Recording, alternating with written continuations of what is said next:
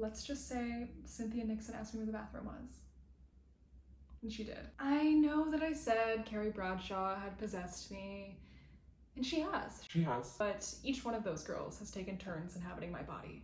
And right now, Miranda Hobbes has the reins. So we're making a Miranda look today. I was particularly struck by this outfit in the episode Frenemies. This is probably one of my favorite episodes. I mean, don't you ever just want to be really pounded hard, you know? Yeah, Miranda gets ghosted, the guy literally dies, and then she dates one of Carrie's exes that she meets at that guy's funeral. One of the most unhinged Miranda plot lines in the original series. I was an extra on the reboot, actually, and Cynthia Nixon asked me where the bathroom was. Shout out to Cynthia Nixon. If you want me to talk about my experiences being an extra, let me know, but it's not super interesting, and I think I've signed NDAs. Watching this episode, I was really struck by Miranda's top in this particular scene. I don't know why. It's pretty simple. Maybe I'm in love with it because it reminds me of those tops from like 2015, 2016. It had like the attached collar choker. Do you know what I'm talking about? Very King Kylie era. Here's a picture of me wearing one on New Year's Eve 2017. I had a mental breakdown. It kind of reminds me of one of those, except a little bit more fashion forward and timeless. I think I got this top at Wet Seal.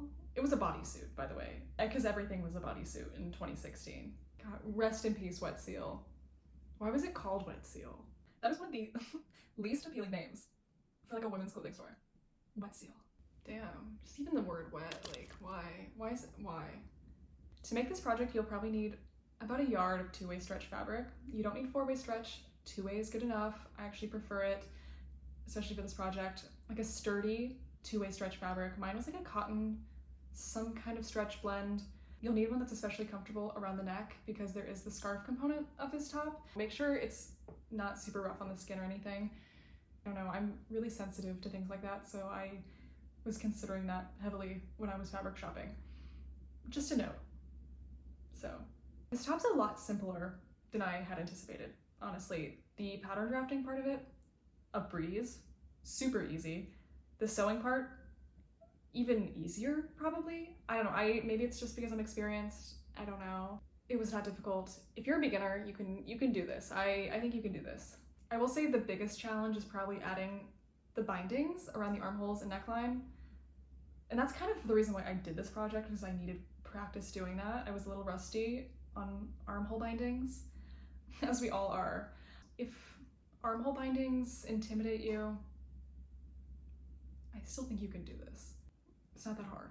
The trickiest part, I think, is attaching the scarf, but even then, no one's gonna see it anyway. In the back, on the neck, you're good. You don't need a serger. I don't have a serger. A basic machine with a zigzag, you can get that done. I have a machine that has stretch stitch options, which is really nice to have, but I do not have a serger. So don't worry about it if you don't have one. Let's go make this top because that's what you came here for, not to listen to me yap. So let's go. For the pattern drafting part, we're going to copy the back side of a tank top. You're going to be redrawing the front neckline anyway, so just copy the back side. This is also a good time to either shorten or elongate the pattern based on how your tank top fits. Looking at Miranda's top and looking at my tank top, the shoulder seam on her top comes out further than mine, so I extended the shoulder seam on my pattern out an inch and then redrew it to connect it to the armhole. I also added some ease on the side just in case. Now make a copy of that tracing so we can do the front pattern.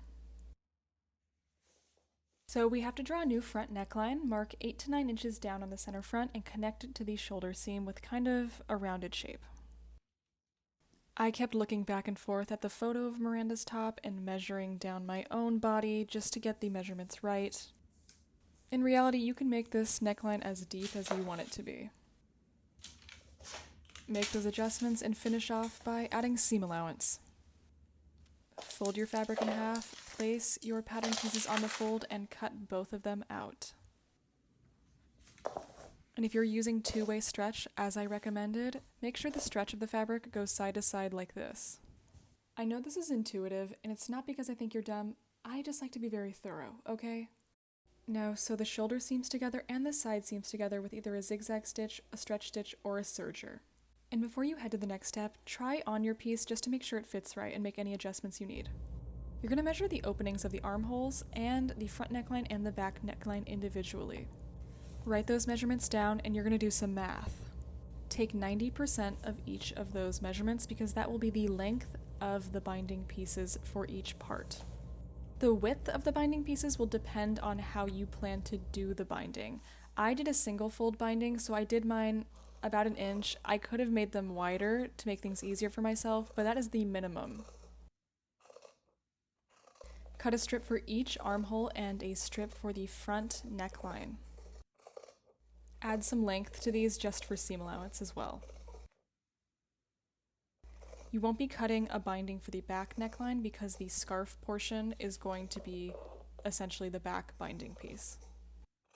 I will link a tutorial for a single fold binding for the armholes, but what you need to know for the front neckline binding, essentially the same. You won't sew it in a loop like you do with the other ones, but you will have the ends of that neckline come a little bit past the shoulder seam so it can be hidden in the scarf.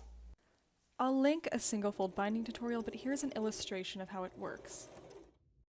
Pin the binding to the opening, right sides together, and sew, and then flip the binding to the inside, pin it, and then stitch in the ditch on the outside while you catch the binding on the inside. Now here's the most crucial part of this project, the scarf. And here's a beautiful illustration of how I did it. Cut a rectangle that is twice the length of your torso plus the back neckline measurement and is 6 inches wide. Fold it in half, sew it like this, leaving an opening that is the length of the back neckline in the middle of it. Clip either side of that opening and turn it inside out so it looks like the bottom image. And like I said before, to attach it, it'll be similar to the binding steps. So the right side of one of the seam allowances that sticks out to the right side of the back neckline. Then you will fold the other seam allowance towards the inside and then stitch in the ditch on the outside, catching that seam allowance on the inside. I know it's confusing not having a video of it. I'm a visual learner, but this is what it looks like on the inside. If you can do the bindings, you can do this. I'm back and the top is completed. I love how this top turned out. I wear it all the time now. There's a video of me on this channel wearing this top, and it's not because I filmed everything in all in one day. It's because I wear this top all the time.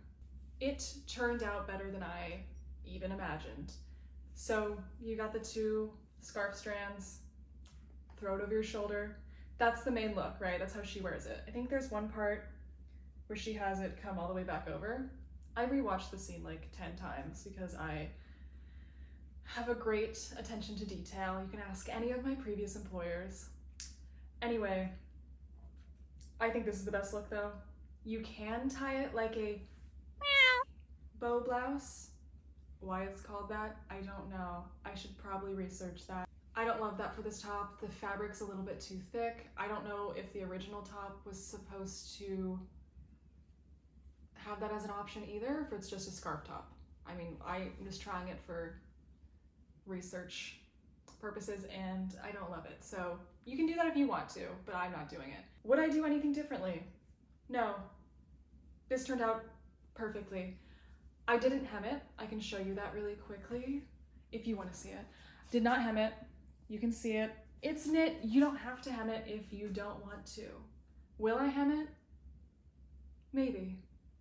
I am a perfectionist, but perfectionism is a disease, so I'm working on that. If I did hem it, I would do another strip of fabric and attach it and sew it. I wouldn't just fold it up. It would end up being too short. This is information you don't necessarily need, but that's what I would do. This top makes me want to make more Miranda looks because her closet is underrated. All of those girls get a lot of love for their closets and their looks. Miranda is left out a lot. I probably should do a video about that. I think her looks are severely underrated. Her tailored suits, the mesh John Paul Gaultier pieces, incredible stuff. Some Diane von Furstenberg. She was serving, honestly, and she doesn't get the love that she deserves. So, and she really never got the love that she deserved. She rejected it. If you make this top, show me how it turns out. I don't know how you can do that. DM me, hit me up, I don't know.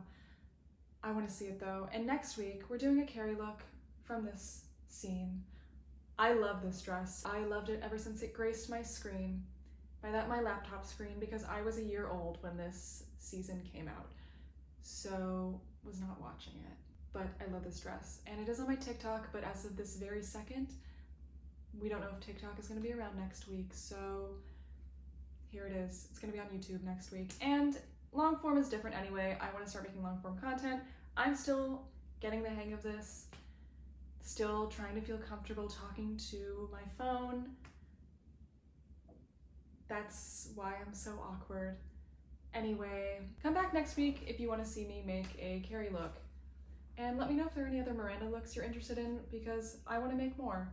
This was at the top of my list, but I have some other ideas. So stay tuned for that, I guess. Bye.